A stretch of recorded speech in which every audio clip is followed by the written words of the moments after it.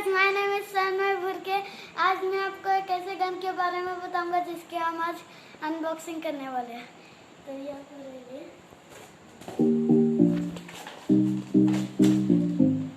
ये देखिए, ये ऐसा सूटकेस आता है। तो इसको यहाँ से हम खोलेंगे और ये देखिए, ये इसके अलग अलग लेजर अलग आते हैं और ये गन ऐसे है।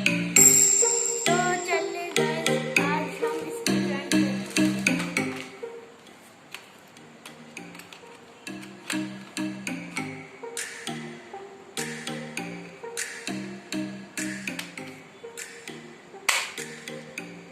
चलिए गाइस, ये लेजर ज्वाइन हो गई। अब ये ऊपर से इसको डालना है ऐसे।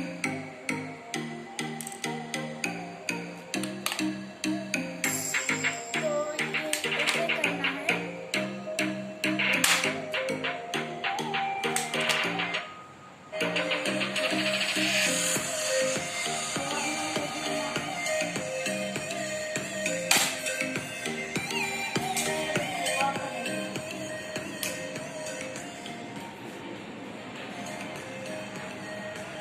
तो आज की वीडियो में सिर्फ इतना ही गाइस। Bye bye.